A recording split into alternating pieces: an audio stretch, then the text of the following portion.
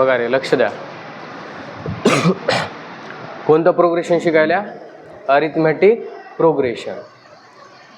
आणि हे लय सोपा चॅप्टर आहे आणि याच्यामध्ये गोष्टी समजून घ्या काय राहतात काय नाही ते. अरिथमॅटिक प्रोग्रेशन म्हणजे काय राहते?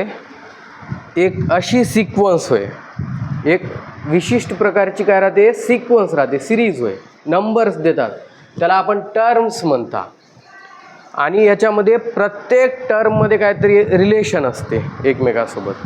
तर अरिथमॅटिक प्रोग्रेशन म्हणजे काय होय? समजा डेफिनेशन जर लिहायची, कोणी विचारणार आपल्याला, हे लिस्ट ऑफ नंबर्स. समजा कशाची लिस्ट होय? नंबर्सची. List of numbers in which each term can be obtained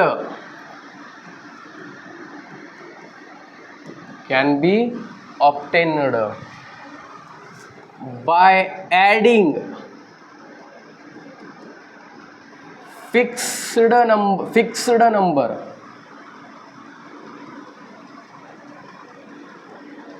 in the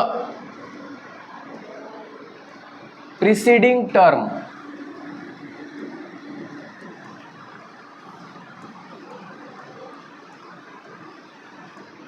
आता याचा अर्थ बघा.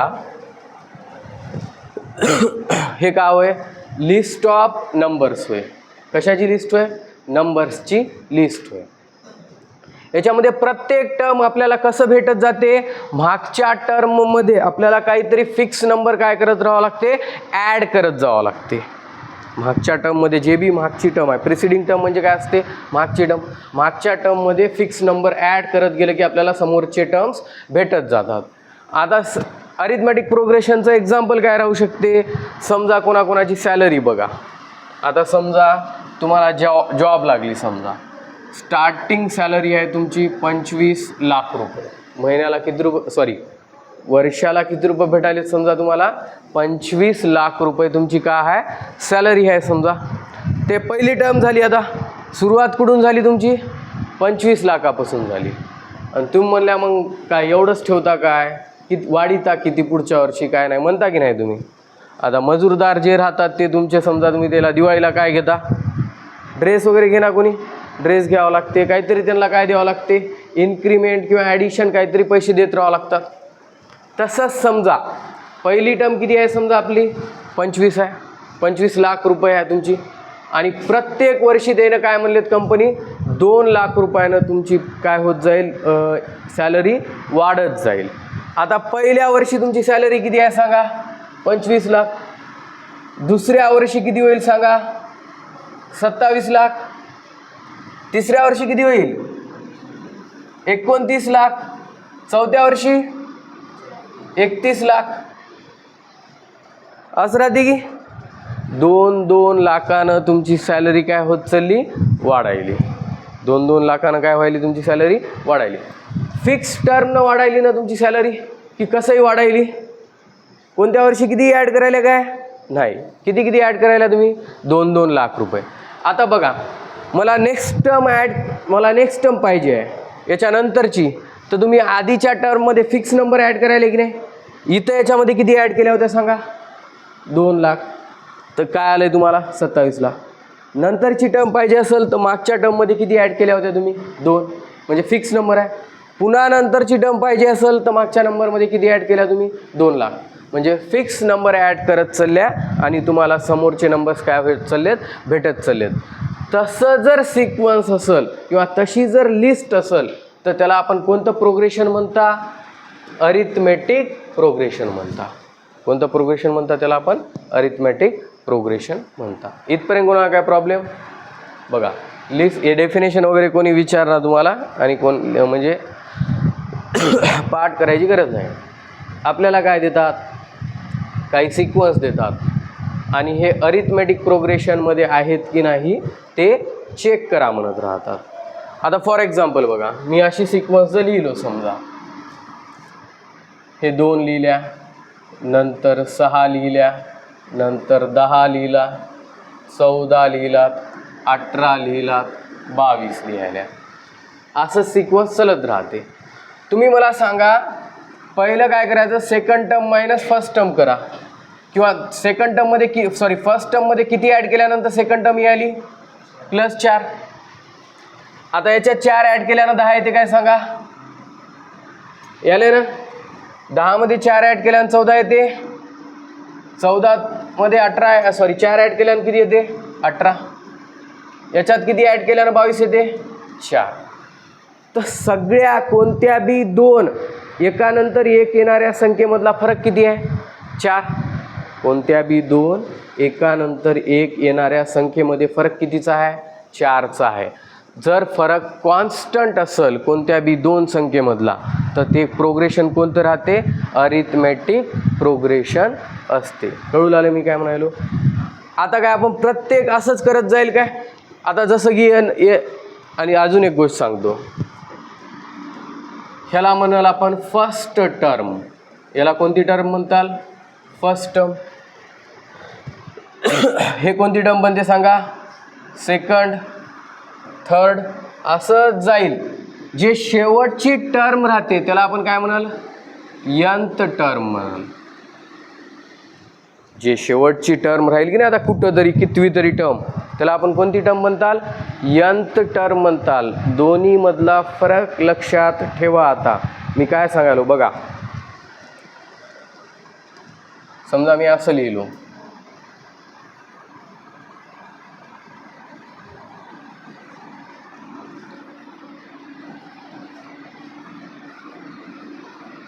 असं आहे. मला सांगा टोटल किती टर्म्स आहेत सांगा इथं, 1 2 3 4 5 6 7 8, 8च टर्म आहेत समजा.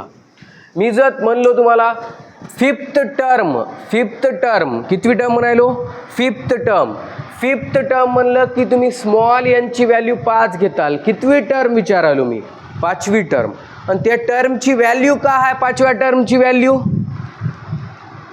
18. समजाले दोन्ही मधला फरक. फिफ्थ टर्म का आहे म्हणलं तर तुम्ही 18 म्हणताल, आणि फिफ्थ टर्मसाठी यांची व्हॅल्यू किती घेताल तुम्ही 5. कारण का कितवी टर्म म्हणालो मी 5वी, म्हणून यांची व्हॅल्यू किती घेताल 5 घेताल. आणि त्या टर्मची व्हॅल्यू का आहे म्हणलं तर किती घेताल तुम्ही 18. आता फॉर एक्झाम्पल बघा सिक्वन्स, आता मी अरिथमेटिक प्रोग्रेशन लिहायलो समजा. लई जणाला हेच कळणार.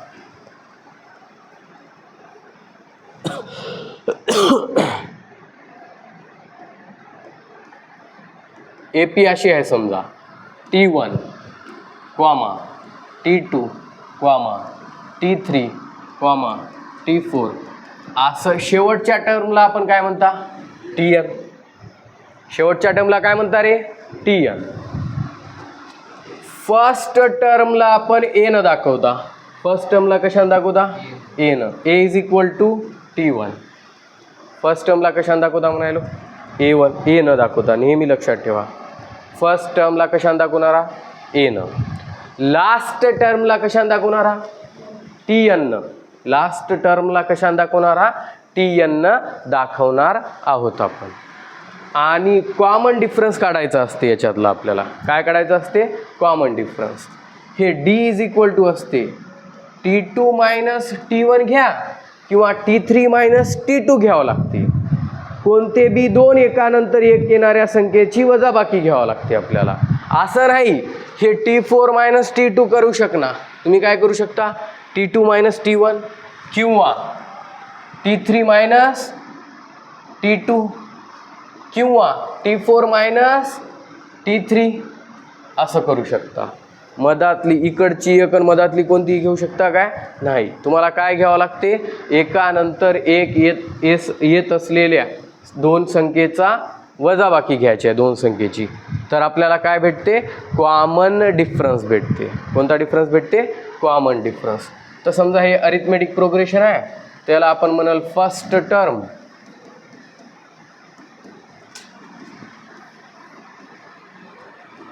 हे होय आपली फर्स्ट टर्म आणि हे आपलं का होय, कॉमन डिफरन्स.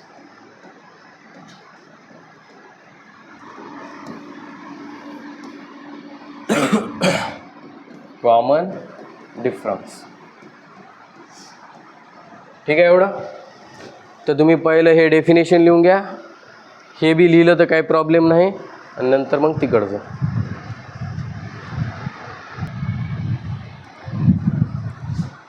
बघा आता लक्ष द्या रे, नंतर चुकवताल बघा. Which of the following sequences are AP म्हणाले, म्हणजे अरिथमेटिक प्रोग्रेशनमध्ये आहेत म्हणाले. पहिली गोष्ट चेक करायचं आहे, if it is an AP, जर ते अरिथमेटिक प्रोग्रेशनमध्ये असेल तर फाइंड नेक्स्ट 2 टर्म्स म्हणाले. समोरचे किती टर्म्स फाइंड आउट करायचे आहेत आपल्याला? 2 टर्म्स फाइंड आउट करायचं आहे. समजाले मी काय म्हणालो? पहिल्यांदा अरिथमेटिक प्रोग्रेशन आहे की नाही ते सांगायचं आहे, आणि अरिथमेटिक प्रोग्रेशन असेल तर समोरचे किती टर्म्स फाइंड आउट करायचे आहेत आपल्याला? 2 टर्म्स फाइंड आउट करायचे आहेत. तर पहा थोडं व्यवस्थित लक्ष द्या. आता हे अरिथमेटिक प्रोग्रेशन होय म्हणलेत काय देणं की चेक करा म्हणालेत आपल्याला? चेक करा म्हणालेत. Which of the following sequences are AP म्हणाले, म्हणजे आपल्याला सांगायचं आहे अरिथमेटिक प्रोग्रेशन आहे की नाही. तर पहिल्यांदा आपण गिवन सिक्वन्स लिहिली, याला सिक्वन्स म्हणाल सध्या आपण. गिवन सिक्वन्स इज, दिलेली सिक्वन्स. लक्ष द्या, हे गिवन सिक्वन्स आहे. आता आपल्याला आपण याला नाव देऊत. First term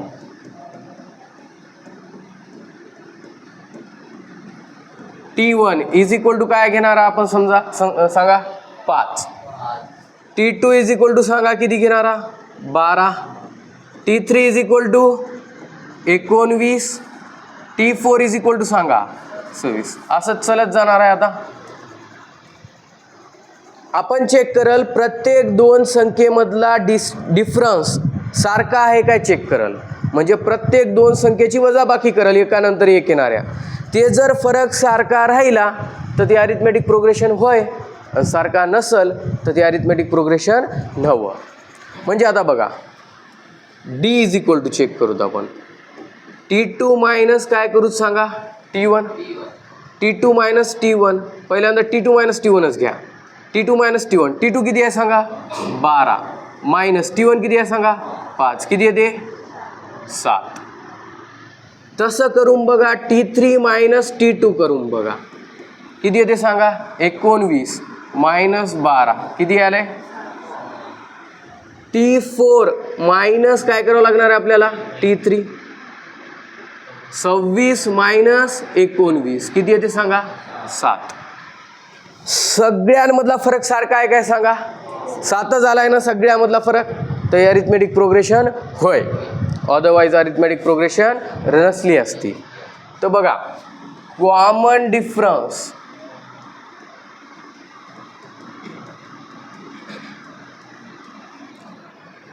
D is equal to 7 is constant. हे काय आहे? कॉन्स्टंट आहे.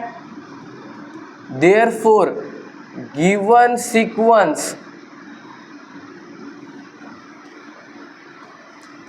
Is an arithmetic progression. Given sequence काय होय मला सांगा? अरिथमेटिक प्रोग्रेशन होय. गिवन सिक्वेन्स काय आहे? अरिथमेटिक प्रोग्रेशन आहे. मग आता मला नेक्स्ट 2 टर्म्स काढायचे आहेत बघा. मग नेक्स्ट 2 टर्म्स आर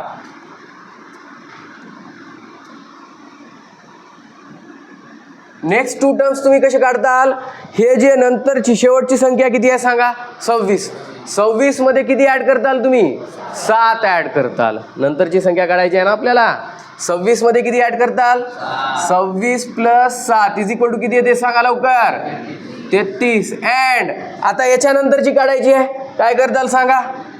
33 प्लस 7 किती येते? 40. समजले? Therefore next 2 terms in the given AP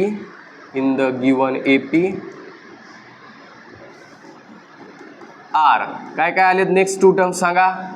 33 and 40. प्रत्येकाला कळालं काय सांगा? आपण पहिली जे टर्म दिलंय त्याला कशाने दाखवल्या? T1 न. दुसऱ्या टर्मला कशाने दाखवल्या T2 तिसऱ्याला T3 चौथ्याला T4 मग आपण काय केल्या T2 - T1 करून बघल्या किती आलंय 7 T3 - T2 करून बघल्या किती आलंय 7 T4 - T3 करून बघल्या किती आलंय 7 सगळ्याचा कॉमन डिफरन्स 7 आलाय ना म्हणून आपण काय लिहिल्या common difference D = 7 is constant हे चेंज व्हायला काय नाही मग therefore given sequence is an AP given sequence काय आहे म्हटलं आपण AP आहे म्हटल्या मग AP असेल तर नंतरचे 2 टर्म्स काढायचे असतील तर त्याच्या आधीच्या टर्ममध्ये तुम्हाला कॉमन डिफरन्स D ॲड करावं लागते तर किती होणार आहे 7 ते पहिलं 26 होतं 26 मध्ये 7 टाकल्या किती आले 33 पुन्हा 33 मध्ये किती टाकावं लागेल तुम्हाला 7 किती होणार आहे 40 तर त्यांनी जे आपल्याला नेक्स्ट 2 टर्म्स काढा म्हणलंय ते कोणते होते 33 आणि 40 समजलंय सगळ्यांना लिहा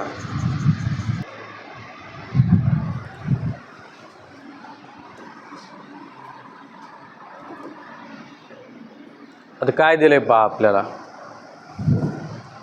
हे दिले ना पहिला आपण गिवन सिक्वेन्स लिहिल काय लिहिताल सांगा गिवन लक्ष द्या बरं सिक्वेन्स इज गिवन सिक्वेन्स काय 2, -2, -6, -10, डॅश असं आहे हे काय होय सांगा गिवन सिक्वेन्स होय आता मी डायरेक्ट लिहितो T1 किती आहे सांगा लवकर 2 T2 -2 T3 -6 आणि T4 -10 काय जरा चुकू शकते लक्ष द्या मग आपण T2 - T1 करून बघू T2 किती आहे सांगा -2 आणि T1 किती आहे 2 बघा T2 काय -2 हे फॉर्म्युल्यामधलं मायनस आणि T1 काय 2 -2 काय बनते सांगा -4 -2 काय बनते -4 T3 बघूत आपण T3 -T2 T3 किती आहे सांगा -6 हे मायनस फॉर्म्युल्यामधलं ब्रॅकेट करा आणि T2 आपलं कोण आहे सांगा -2 आहे बघा चुकवताल नाही तर लक्ष द्या T3 ला T3 किती आहे -6 हे मायनसला मायनस आणि हे जे T2 आहे आपलं हे किती आहे -2 आहे ते -2 ला -2 ब्रॅकेट करावं लागते इथं नाही तर चुकते -6 ला -6 हे मायनस मायनस काय होते प्लस आणि हे 2 साइन वेगवेगळा आहे हे -6 आहे आणि हे +2 आहे वजाबाकी करा 6 मधून 2 गेले 4 आणि मोठ्या संख्येचं साइन तर डिफरन्स किती आलाय -4 तसंच तुम्ही काय करताल सांगा T4 -T3 T4 किती आहे सांगा -10 हे फॉर्म्युल्यामधलं मायनस आणि T3 किती आहे सांगा -6 तर मायनस ब्रॅकेटमध्ये लिहावं लागेल मला पुन्हा -10 ला -10 मायनस मायनस काय होते +6 हे किती येते -4 डिफरन्स कॉमन डिफरन्स सारखा यायला की नाही तर आपण काय लिहिल कॉमन डिफरन्स D का आहे सेम आहे common difference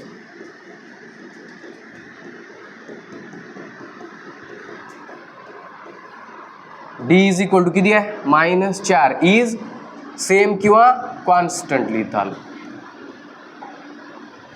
therefore given sequence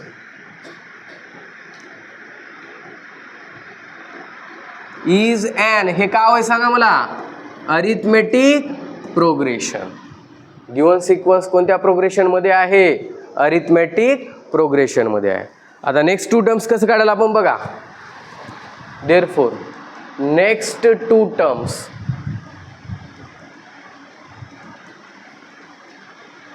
R लक्ष द्या लास्टची टर्म किती आहे -10 आता याच्यामध्ये ऍड करायचं आहे आपल्याला कॉमन डिफरन्स किती आहे -4 तर -4 -10 आणि -4 किती होते सांगा लवकर -14 अँड -14 मायनस अजून याच्या आता या -14 मध्ये आपल्याला -4 ऍड करावं लागते किती येते -18 देअरफॉर नेक्स्ट 2 टर्म्स